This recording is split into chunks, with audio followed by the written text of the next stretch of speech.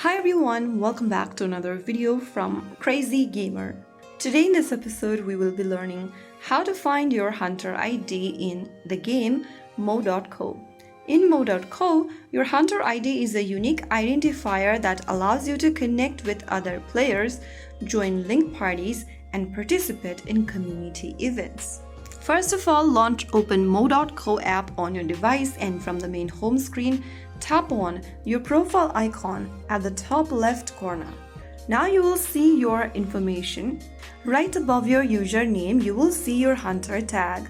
Your Hunter tag will be a string of numbers and letters.